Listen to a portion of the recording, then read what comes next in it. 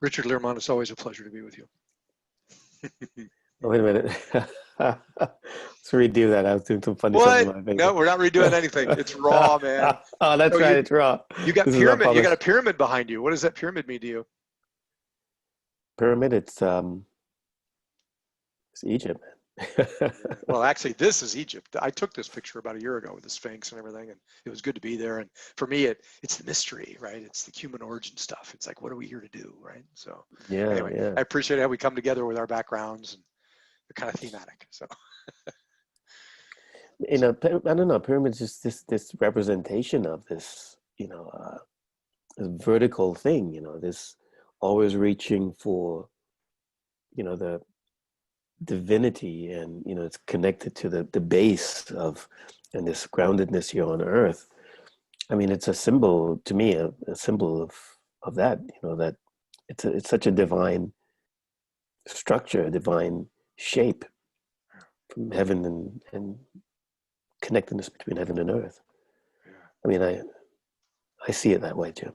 Well, it's interesting because I've been kind of a student of human origin stuff, and the trip to Egypt was epic. We did 2 weeks, toured all the sites. We actually went deep down inside the Giza pyramid. We went to a place next to the Sphinx that people can't go to, we were told, but we knew an archaeologist who wrote a book, and he was our own little Dr. Indiana Jones. And I thought by going there, we were going to solve the mysteries and be exposed to the mysteries. And coming back from it after reading all the hieroglyphics and listening to all the experts, and it was a very educational tour. I'm Uh-huh. even more dumbfounded over the mysteries, you know, of Egypt. So anyway, Oh wonderful. yeah, I haven't been there yet, but imagine, yes, it's always intriguing. Want to know. And I think that's a really good metaphor for what you and I bring to this, is that mystery. It's like this mystery of life. I'm no expert on it. You know, you've got some really great perspectives on it when it comes to human design, and you've got some really enlightened insights as well. So I appreciate the value that you bring to this conversation, and I'm always learning from you as we engage, right? Well, speaking about human design, there's this aspect that we when we entered in 1961, we entered into this particular realm of, as we moving through time and space, this particular vicinity in time and space where, it states that, we where all of the mysteries must be revealed, the time of, of the knowing, these mysterious knowings must be revealed, and we have until 2027 to reveal them all. So the next 7 years is like, it's a time where, I call it the great revelation, man, where all of this information, all of the hidden secrets, and all of this mysteries from the churches, and all of this, the governments, from the powers that be, all of these things that we coined them, we'll see them revealing, and all the freaky stuff, all of the interesting stuff, all the mysterious stuff. It's it has to be all revealed so we can, you know, have this the knowing for our civilization to move into this next phase that we're going into. And 2027 is set to be the where the line in the sand is drawn. It's quite fascinating. So as I process what you're saying, and we live in a society where we have mass media and these days social media, and there's so much information that's being put out there, and we all know that the mainstream media is all about fear and control, and I don't want to get into the politics of all that. But as you say what you just said, over the course of the next 6, 7 years, how should people feel about that? I mean, because when you tell me that, I'm like, oh, mystery, the unknown, ooh, fear. And I think that plays well into this consensus reality and this cultural phenomenon that is unfortunately mainstream. And it's about fear and, oh my God, I got to contract because of it.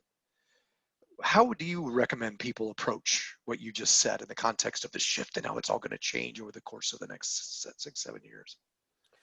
How do I feel people should react to it? You're saying? I Yeah, mean, I mean, basically, I because it's the mean, unknown and fear. Do I contract or do I? What do you I mean, recommend? well, of course not.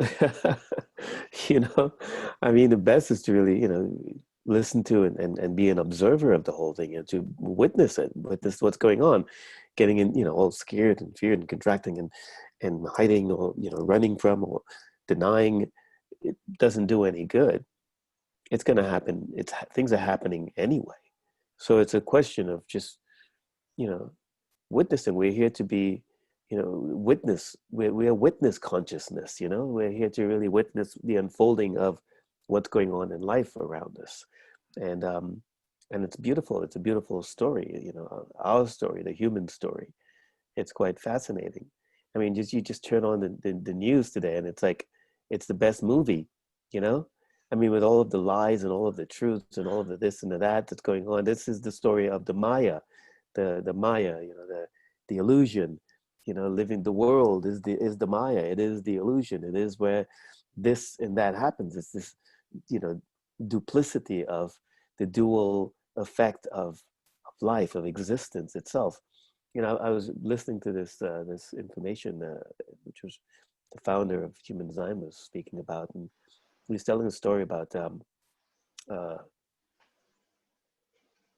this ancient culture, the Phoenicians. Have you heard the Phoenicians Yeah, yeah. that existed around, where was it? I guess Lebanon or something like that in the Middle East. And it's an old culture that, you know, the only the only culture in a recorded history were the only people who believed that that we had two two souls, but two consciousness. You know, the body consciousness and the spirit consciousness. The only ones that believed that and honored it, and actually they had, when they did their burials, they had two burials. They had one for the body and one for the spirit. That's quite fascinating, you know. And human design is actually a teaching around, you know, understanding these two aspects of ourselves. That the body's consciousness is the thing that's, we're here to follow that, because it's wired up with this mechanical consciousness, knowing of what it needs in order to exist on this plane, on this earth plane. And the personality consciousness, which is, you know, who we think we are, this is this, you know, this other side of us, which is, it's not even inside the body. It just hovers on the outside of us, you know, just in the outside of our body. And so it it's here to just witness what's going on. You know, it gives us this mind in order to record and to measure and to really, you know, to see and to hear and to really feel into things, and gives us this other awareness and of consciousness of what's going on. But the body has its own thing, and they're two separate things. They're two very separate things. So in order for the two of them to really come together, you know, that's where, you know, this aspect of knowing how to trust your own authority, your own, there's a strategy that's built into this vehicle. It's a whole thing that goes with it, and that, you know, that we will love to get to, and showing people what it's all about.